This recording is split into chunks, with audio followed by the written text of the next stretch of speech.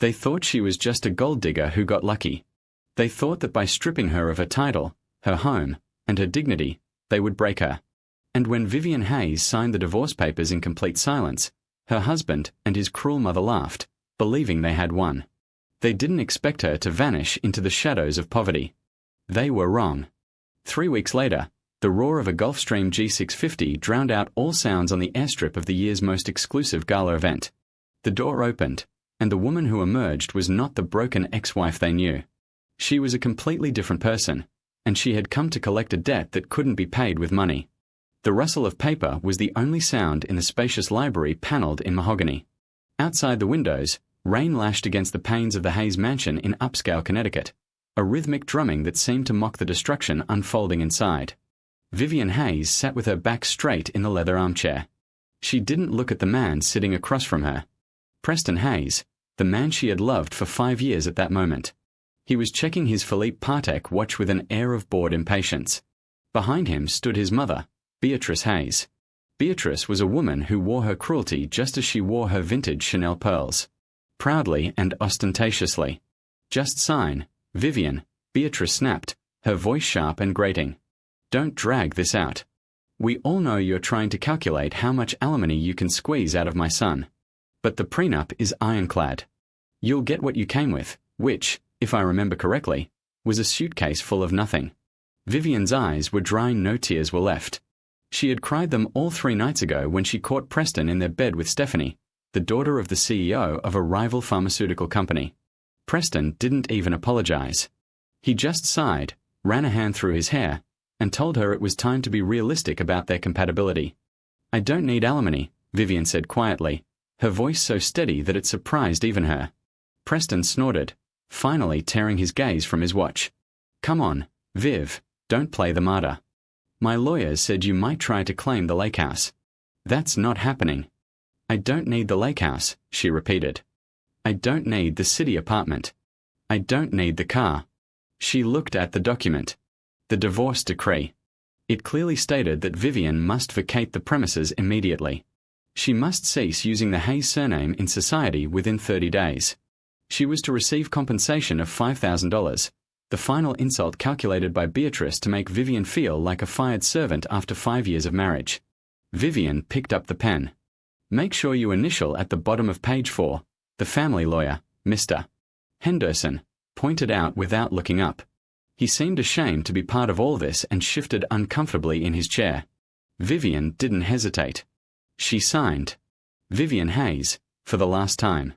She closed the folder and slid it across the heavy table. "Done," she whispered. Beatrice snatched the folder, flipping through the pages as if expecting Vivian to have written a curse in invisible ink. When she saw the signatures, a smug, reptilian smile spread across her face. Finally, Beatrice exhaled. "God, Preston, I told you 5 years ago this day would come. Marriages between people of different statuses never work. She was a waitress, for heaven's sake. You can't turn a stray cat into a show dog." Preston stood, buttoning his jacket. He looked at Vivian with a mix of pity and relief. "Listen, Viv, this is better for everyone. You never really felt comfortable in this world. You'll be happier in yours." "In my world?" She echoed. "You know," Preston waved his hand vaguely. "Simple, quiet, without the pressure of galas and board meetings. I'll have the driver take you to the station." "No," Vivian stood, in her simple beige trench coat and black pants. She looked elegant despite the circumstances, but to them, she looked plain. "I called a taxi. It's waiting at the gate." Beatrice let out a sharp, barking laugh. "A taxi, how fitting. Make sure you don't pocket the silverware on your way out."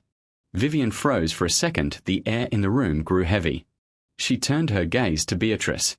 It was a look so cold, so devoid of the submissiveness she had shown for 5 years, that Beatrice actually flinched, and her smile faltered. "Goodbye, Beatrice," said Vivian. "I hope the price of your son's happiness was worth it." She left the library, her heels clicking on the marble floor of the foyer.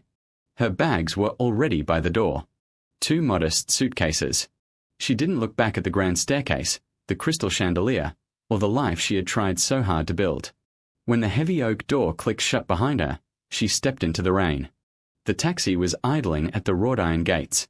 She got in, soaked to the skin. "Where to, miss?" the driver asked, glancing at her in the rearview mirror. Vivian took a deep breath. She pulled a burner phone from her pocket, not the iPhone Preston paid for, but a cheap one bought yesterday. She dialed a number she hadn't called in 6 years. It rang once. Blackwood private line, answered a deep, gruff voice. "Who is this?" "It's me, Grandpa," said Vivian, her voice finally cracking. "It's over. I'm coming home." There was a pause on the other end, then a voice full of fierce, authoritative care. "About time, Sienna. The plane's already at Teterboro. We are waiting for you." 2 weeks had passed since Vivian left the Hayes mansion.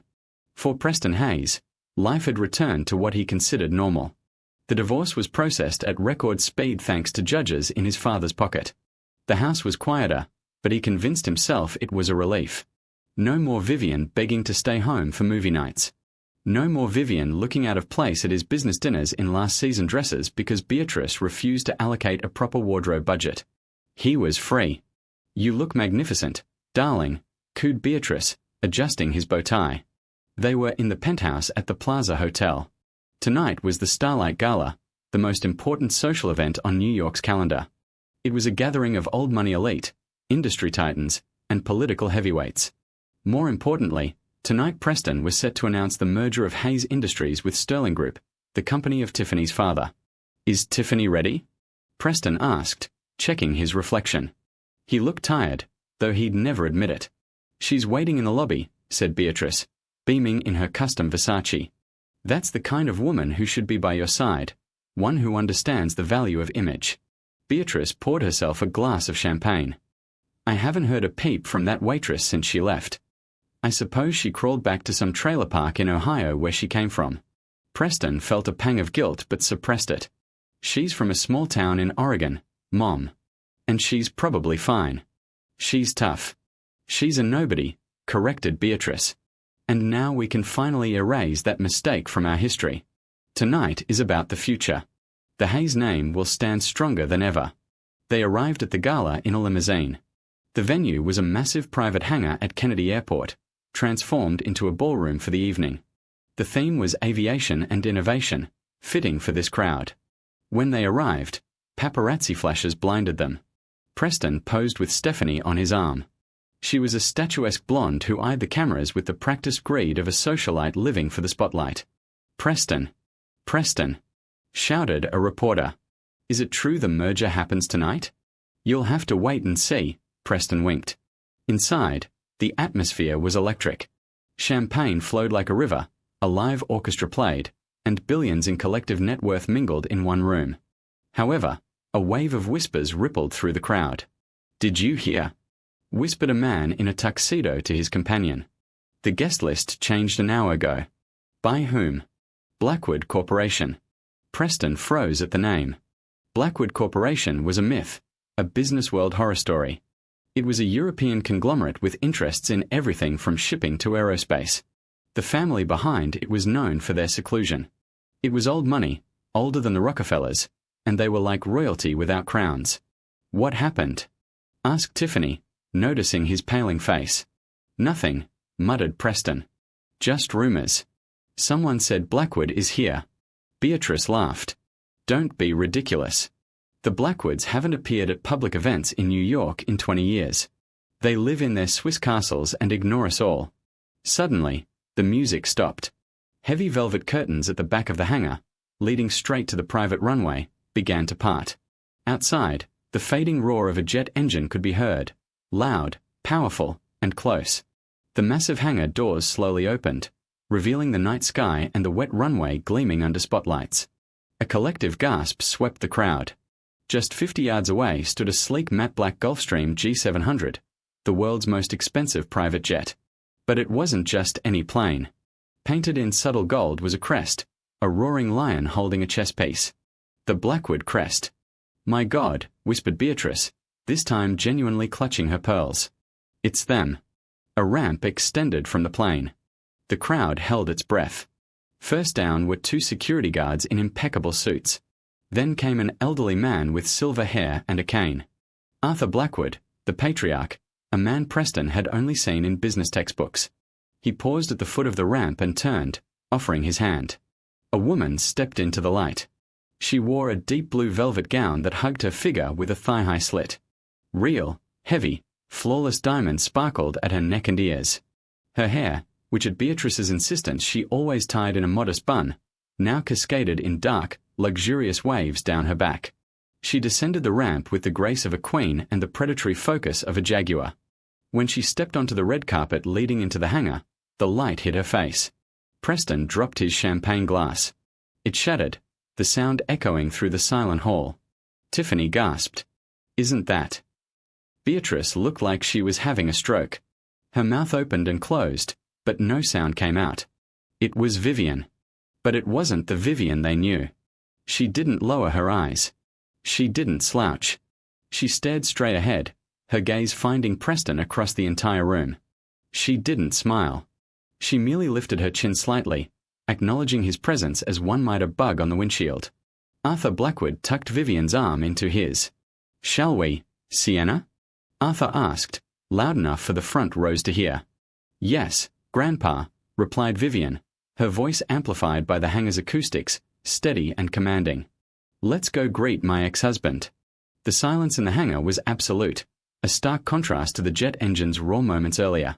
As if the air had been sucked out of the room, leaving only the click of Vivian's, no, Sienna's, heels on the polished concrete floor.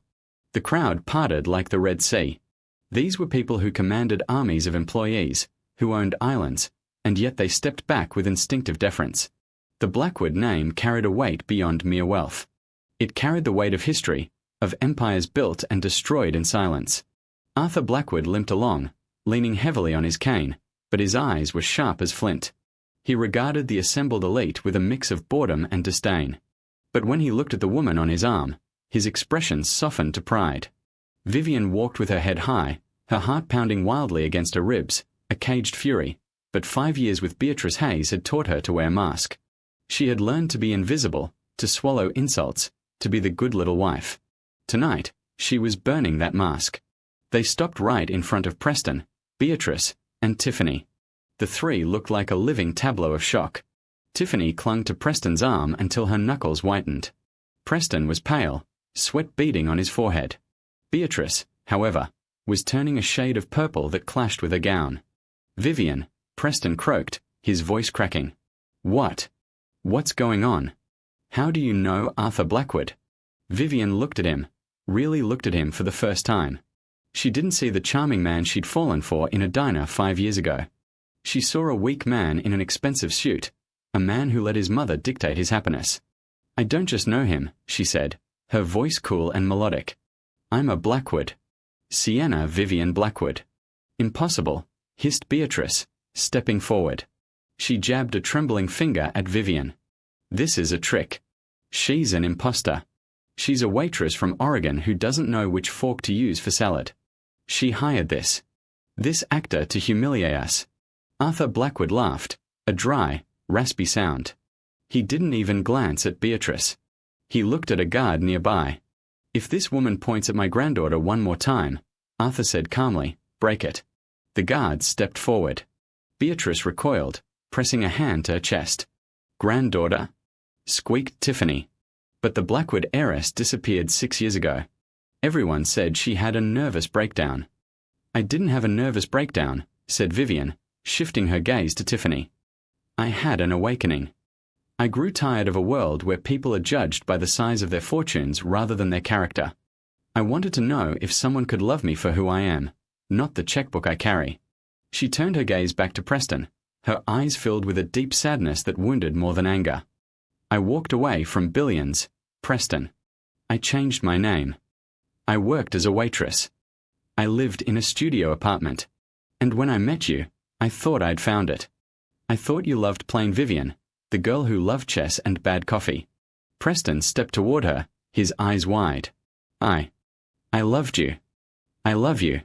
"No," she stopped him with a raised hand. "You loved the idea of rescuing someone. But the moment I became inconvenient for your mother, the moment I stopped fitting your image, you threw me away like trash. You cheated on me, Preston, in our bed. The crowd around them listened with rapt attention, phones at the ready, recording every second. This was the scandal of the decade. I offered you a quiet divorce, Vivian continued, her voice hardening. I asked for nothing. I would have vanished, and you'd never have known you were married to the sole heiress of the Blackwood fortune. But you couldn't just let me go, could you? You had to humiliate me. You had to let your mother treat me like a thief in my own home. Beatrice regained her composure, straightening her back. She was a shark smelling blood, even if it was her own. So what? Sneered Beatrice. You have a rich grandpa. Congratulations. That doesn't change the fact that you're divorced. Preston is announcing the merger with Sterling Group tonight.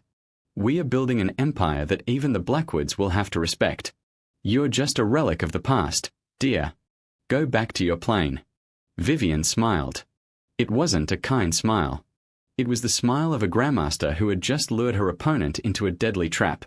Sterling Group? Asked Vivian, looking at Tiffany. That's your father's company, right? Yes, Tiffany replied haughtily, tossing her blonde hair. And Daddy will crush anyone who gets in our way. Is that so? Vivian turned to Arthur. Grandpa, do we have the dossier? Arthur snapped his fingers. An aide behind him stepped forward and handed him a black leather folder. Arthur passed it to Vivian. You see, Beatrice, said Vivian, opening the folder, when I signed those divorce papers 2 weeks ago, I told my grandpa I was ready to return to the family business. And you know what I did first. She pulled out a document and held it up. I reviewed Sterling Group's finances. Tiffany frowned. What are you talking about? Your father's company is drowning in debt, explained Vivian, her voice clear and crisp. He took out massive loans to expand into emerging markets that collapsed last quarter. He desperately needs this merger with Hayes Industries because he needs Preston's cash reserves to repay the loans. Lies, screeched Tiffany. The loans, continued Vivian, ignoring her, were issued by Zurich Commercial Bank, a fine institution. She paused for effect. Which Blackwood Corporation acquired 3 days ago. The silence in the hall shifted in texture. From shock to terrified. That means, said Vivian, snapping the folder shut with a sharp clap, I own that debt. I own Sterling Group, their assets, their future. And this morning, I called in the loans for early repayment. Beatrice's face went white. Preston looked at Tiffany in horror. Called in the loans? Whispered Preston. But that will bankrupt them. The merger will be pointless. Exactly, said Vivian. No merger, Preston. You're about to sign a deal with a corpse. She stepped closer to Beatrice, towering over the older woman in her heels. You wanted to talk about status, Beatrice. You wanted to talk about power. You've just lost your biggest deal. Your son is about to be tied to a bankrupt family. And me. She gestured to the massive plane behind her. I'm just getting started. The gala plunged into chaos. Reporters shouted questions. Tiffany sobbed, frantically trying to call her father on her mobile. Beatrice yelled at security to clear the room, but no one was listening anymore. The power in the room had physically shifted to the woman in the blue velvet gown. Mr. Hayes, Arthur Blackwood's voice cut through the din. I suggest we move this conversation to a more private setting, unless you want your stock to tank to zero before trading opens tomorrow. Preston nodded dumbly. He looked like a man waking from a coma. Yes, let's go. In the hangar's VIP lounge 10 minutes later, the key players sat around a glass table overlooking the airfield. The party buzz was muffled here, but the tension was tenfold. On one side, the Hayes faction, Preston slumped and defeated, Beatrice raging back and forth, Tiffany with mascara streaming down her face. On the other, the Blackwoods, Arthur calm and imposing, Vivian with her legs crossed, sipping sparkling water. Let's get to business. Beatrice slammed her palm on the table. You can't just call in the loans early. There are grace periods. There are legal procedures. There were, corrected Vivian. But Mr. Sterling breached a covenant in the terms last month. A formality, essentially, but enough for the creditor to demand immediate repayment. My lawyers are very thorough. You know that, Beatrice. You bragged about how good your lawyers were when they drafted our prenup. Beatrice flinched at the reminder. What do you want? Asked Preston, his voice hollow. He looked at Vivian, his eyes searching for the woman he'd once watched movies with. Money. Is this revenge? Revenge is a petty emotion, Preston, said Vivian. This is business. But I admit, there's a certain poetic justice to it. She leaned forward, her expression shifting from cool to intense. It was the brilliant chess player emerging, the side of her she'd suppressed for years because it made Preston uncomfortable when she beat him at board games. Here's the situation, declared Vivian. Sterling Group is insolvent. If I foreclose, Tiffany's family loses everything. Their estates, their yachts, their company. And since you, Preston, signed a preliminary agreement guaranteeing part of their debts in anticipation of this merger, which my analysts found in Hayes Industries' public filings, Hayes Industries is on the hook too. Preston cradled his head in his hands. I signed the guarantee last week. Mom insisted. Of course she did, said Vivian dryly. So, you're going to destroy us? Whispered Beatrice, her fighting spirit draining away. She was finally realizing she was losing on all fronts. I could, admitted Vivian. I could snap my fingers, and by morning, the Hayes name would be synonymous with failure. But I won't. Beatrice. Vivian stood and walked to the window, gazing at her grandpa's plane. I have a proposal. Anything, said Preston immediately. Viv, please. I built this company. My father built it. Your father was a good man, said Vivian softly. He treated me with kindness the few times we met before he passed. For his sake, I'll offer you a lifeline. She turned to face them. I'll convert Sterling's debt to equity. Blackwood Corporation gets controlling interest in Sterling Group. We'll restructure. Tiffany's family can keep their homes but have no say in the business. Tiffany wailed loudly. As for Hayes Industries, continued Vivian, locking eyes with Preston, I won't destroy you. But there's one condition. What? Asked Preston. We'll play a game, said Vivian. Silence fell over the room. A game? Snorted Beatrice. This isn't kindergarten. Chess, said Vivian. One game. You and me, Preston, like we used to on rainy Sundays. If you win, I'll forgive the debt guarantee. You walk away with the company intact, and I leave New York. If I win. She paused, her eyes gleaming. If I win, you step down as CEO of Hayes Industries. You hand the chair to a board member of my choosing. And Beatrice moves out of the family estate into an assisted living facility of my choosing. You can't be serious, shrieked Beatrice. I won't live in a nursing home.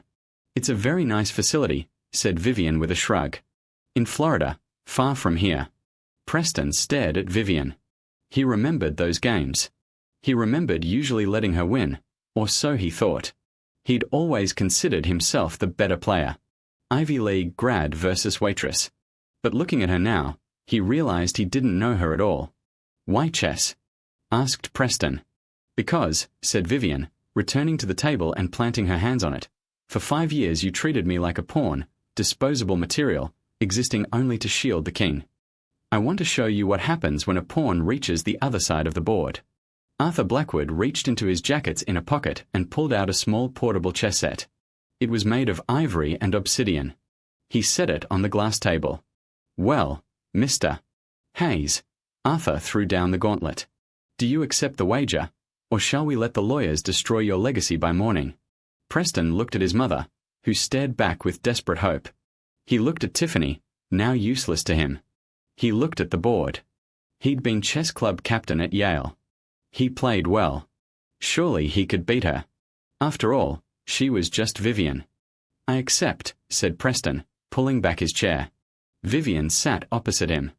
She didn't look at the pieces. She looked straight into his soul. White moves first, she said.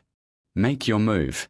The atmosphere in the VIP lounge shifted from business negotiations to something primal. It was no longer about assets, mergers, or stock options.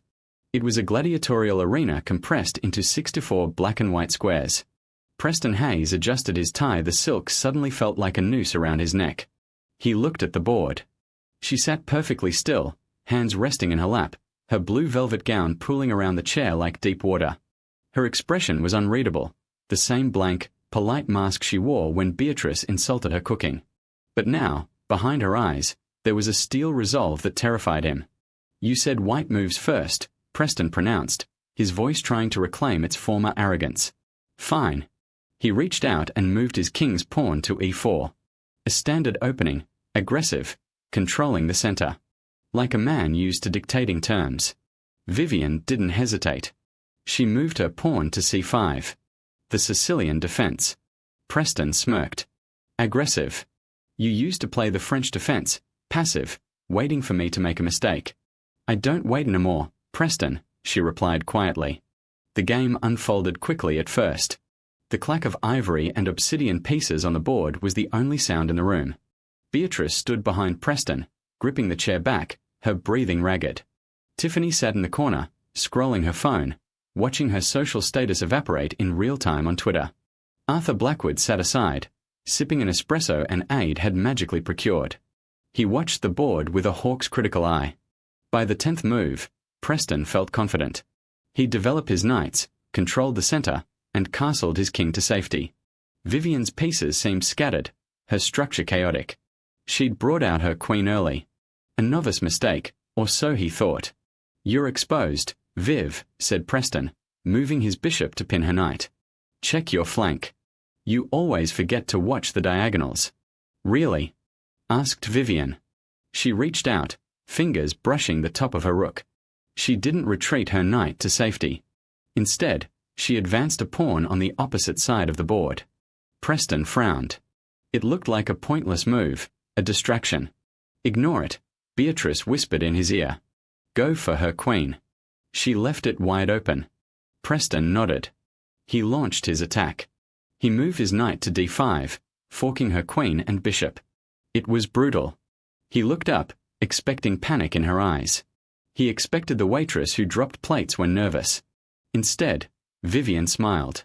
A small, sad smile. Do you remember our 3rd anniversary, Preston? She asked in a conversational tone, as if they weren't playing for his life's work. Preston froze, his hand hovering over the board. What? Why bring that up now? We went to that French restaurant in the city, the one your mother liked, continued Vivian, finally moving her queen. But she didn't retreat. She pushed it deeper into enemy territory, placing it on a square that looked suicidal. You spent the whole dinner on your phone, emailing your assistant about an acquisition deal. You didn't say a word to me until dessert came. I was busy, Viv. I was building a future for us. No, she corrected, capturing his bishop with a sharp flick of her hand. You were building a future for yourself. I was just an accessory, like your watches or cufflinks. Preston stared at the board. Her queen had taken his bishop, but now his rook could take her. It was bait. It had to be. But if he didn't take it, she'd rip through his defensive line. He took it. Gotcha, Preston exhaled, a rush of adrenaline hitting him. Queen down. It's over, Viv. Without a queen, you can't win. Beatrice let out a sharp, triumphant cackle. See? She's an amateur, just like in life. Overestimated her strength.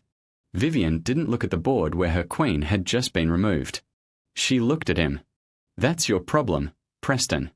You think power comes from a title. You think taking the queen means you've won the war. You forget the little people, the ones who do the real work. She reached out and touched one humble pawn. The same one she'd moved earlier in the seemingly useless move. She advanced it. Preston frowned. He looked at the board. The pawn threatened his knight. Annoying, but not fatal. He retreated his knight. Vivian advanced the pawn again. Preston's eyes narrowed. He moved his rook to block it. Vivian sacrificed a knight to clear the path. What are you doing? Growled Preston, sweat beading on his upper lip. You're throwing away pieces. I'm creating space, she said calmly. Move by move, the board's dynamic shifted. Preston had material advantage. More pieces, stronger pieces. But his pieces were uncoordinated, stumbling over each other, trapped in their own complexity. Vivian's pieces, few as they were, worked in perfect, deadly harmony. And that single pawn kept marching. 1 square, 2 squares. Preston threw everything at it. He sacrificed his own bishop to stop it. He brought out his king to block it. But Vivian was 3 moves ahead. Every time he tried to block the pawn, One of her other pieces, a bishop emerging from a shadow he'd forgotten, sliced through his defense, forcing him to react. She was boxing him in. "Stop that," hissed Beatrice, her nails digging into his shoulder. "Don't let the pawn through. If she gets a queen back, you're done." "I know, Mom," snapped Preston, his composure crumbling. He stared at the board, his mind racing, complex geometric patterns swimming before his eyes. He looked up at Vivian. She wasn't looking at the board anymore.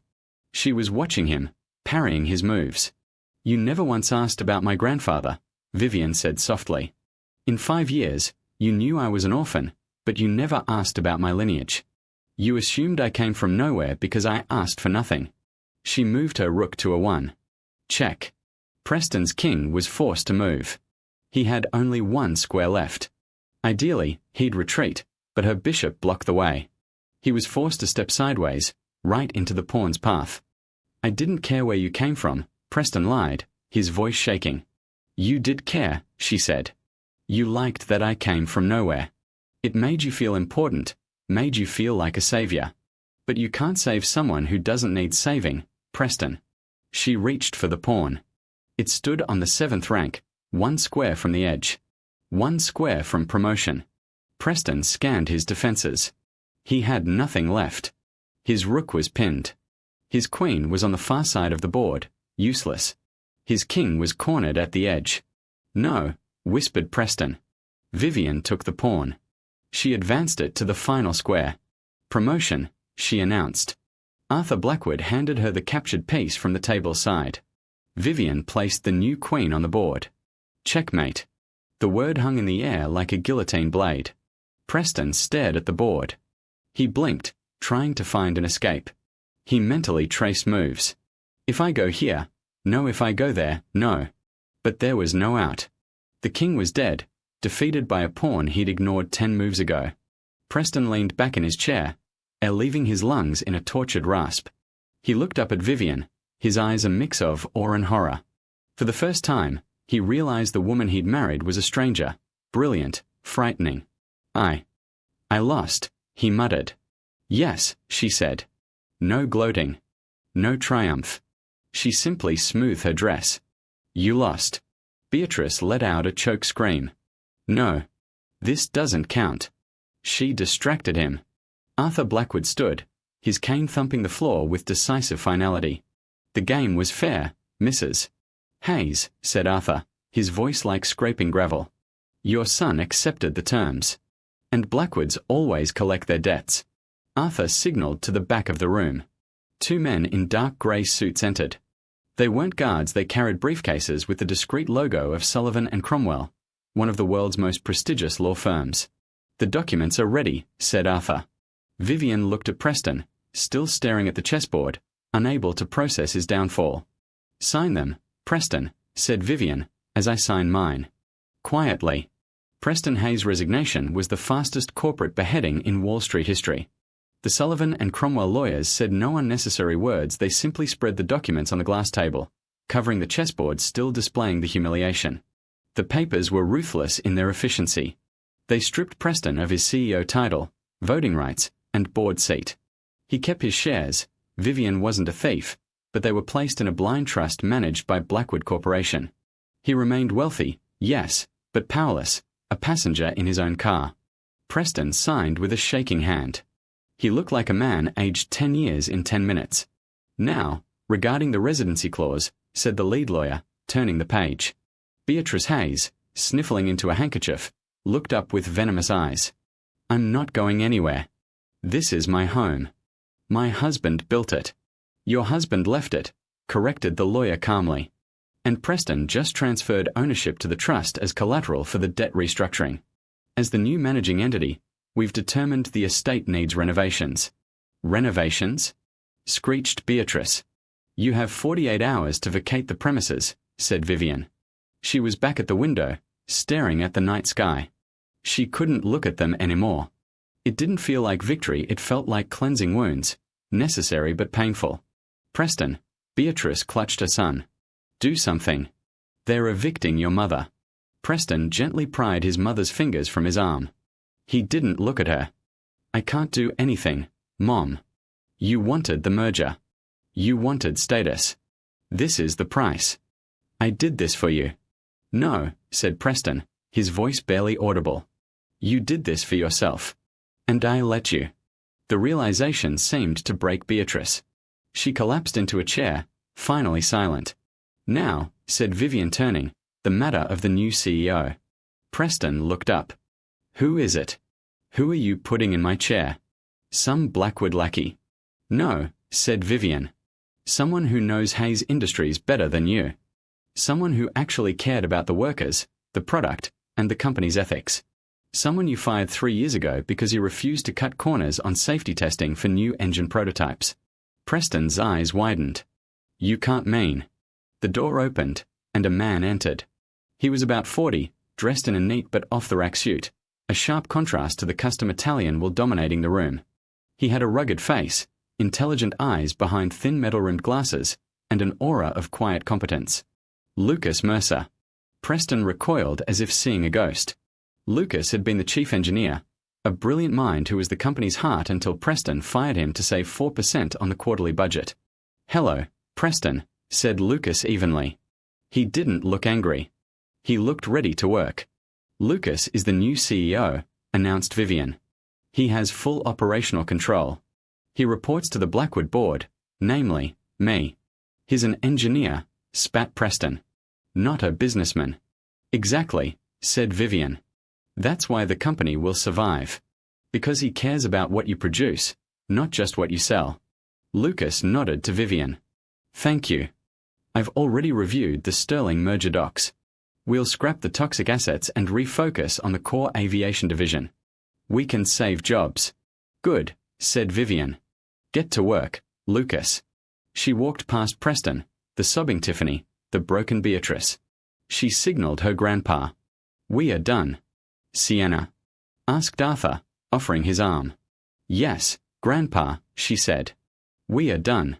They left the lounge, leaving the ruins of the Hayes dynasty behind. When they returned to the main hangar, the party had mostly dispersed. Rumors had spread like wildfire, and guests, sensing the power shift, fled to avoid fallout. Only cleaners and a few lingering reporters remained.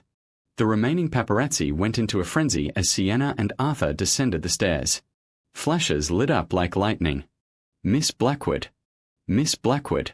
Shouted a Wall Street Journal reporter. Is it true you took over Hayes Industries? Is it true you worked as a waitress? Vivian paused on the red carpet, the airfield wind tousling her hair. She looked straight into the camera. It's true, she said, her voice clear and strong. And let this be a lesson to everyone in this city. Never underestimate the person serving your coffee.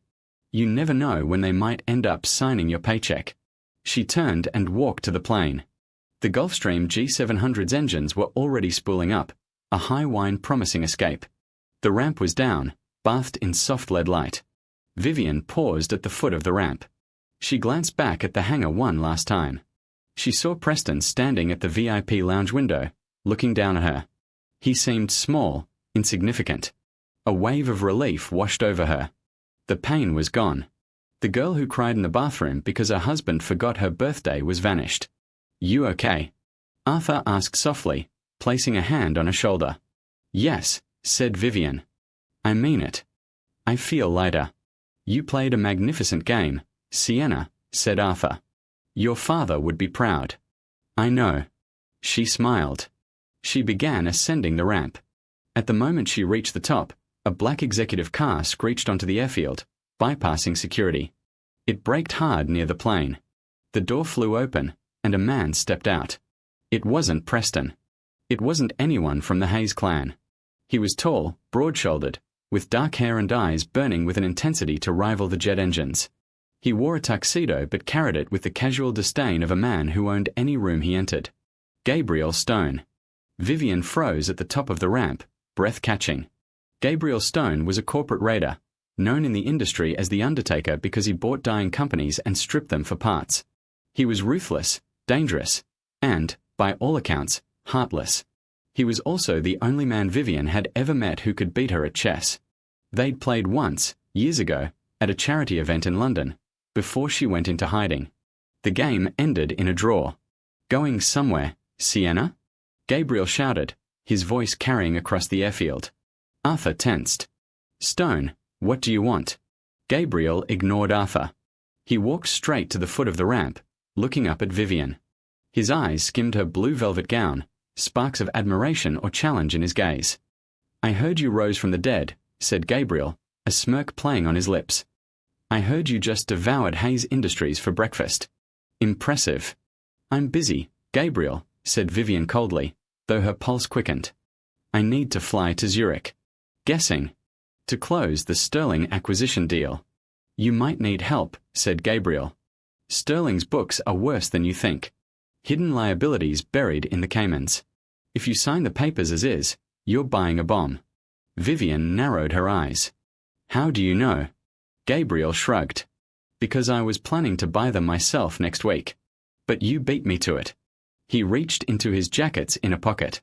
The guards aboard the jet tensed, hands going to holsters, but Gabriel only pulled out a business card.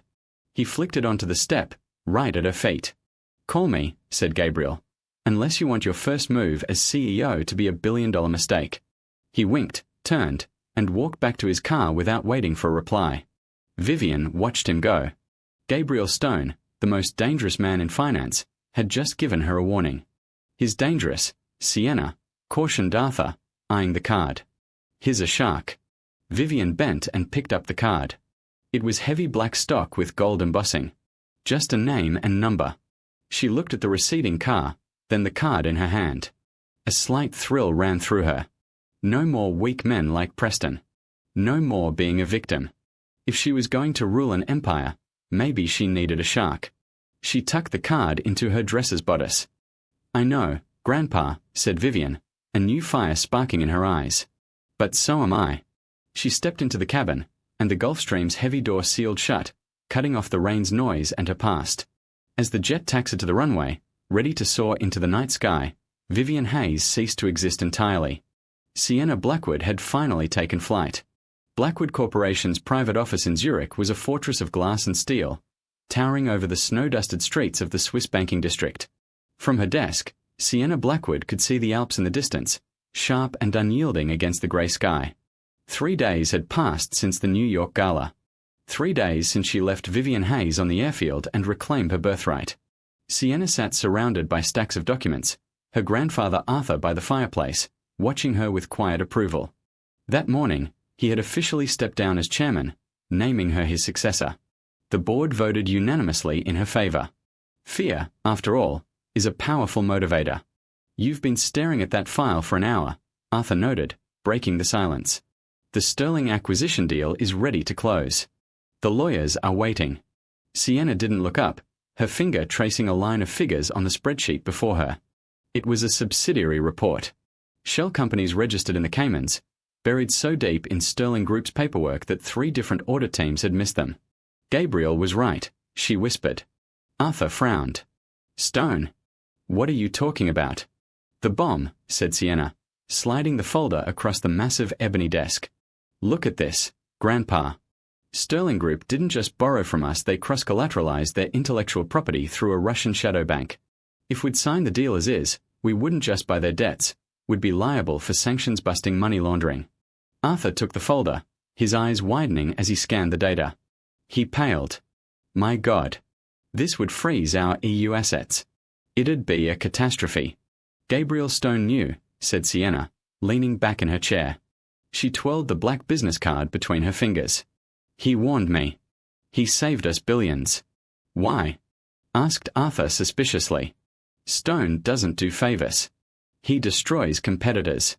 Maybe he doesn't see me as a competitor, Sienna smirked, a light, dangerous smile on her lips. Or maybe he sees me as the only competitor worth noticing. She picked up the phone. This time, she didn't hesitate. She dialed the number on the card. It rang twice. I was wondering how long it'd take you to spot the Russian connection. Gabriel's deep voice answered. No hello, no pleasantries, just business. 3 days, Sienna replied unflappably. Your intel was spot on, Stone. I restructured the deal, carving out the toxic assets. Acquisition closes in an hour. Clean. Impressive, said Gabriel. She heard the smile in his voice. Most people would just sign and hope for the best. I'm not most people, said Sienna. I'm the woman who beat you at chess in London. Draw, Gabriel corrected instantly. It was a draw. Sienna, keep telling yourself that. She laughed. It was the first genuine laugh she'd had in years. So, what do you want in return? A cut of the deal. A favor. Dinner, said Gabriel. Sienna froze. Dinner. Paris, next Saturday. First arrondissement. New restaurant opened. Want to see if you handle a wine list as well as a hostile takeover. Sienna gazed at the snow-capped mountains. She thought of Preston, now sitting in a rented apartment in New Jersey, stripped of power, living off an allowance she controlled. She thought of Beatrice, furiously knitting in a Boca Raton nursing home. She'd spent 5 years shrinking herself to fit a small man's small world. No more shrinking. I prefer Italian, said Sienna. Rome, Friday night. There was a pause on the line. Deal, said Gabriel. I'll send a jet. Don't bother, said Sienna, eyeing the Blackwood crest on the wall. I have my own. She hung up and stood. She walked to the window, her reflection staring back. Strong, powerful, and finally free. The silence of the divorce was over. The roar of her life was just beginning. And so, the underestimated waitress checkmated a billionaire and reclaimed her crown. What a journey. I have to ask you, would you forgive Preston if he begged for a second chance, or was his punishment exactly what he deserved? Write your thoughts in the comments below. I read every one. If you like this story about justice and power, please hit the like button. It really helps the channel grow. If you haven't already, subscribe and turn on the bell notification so you don't miss any new stories.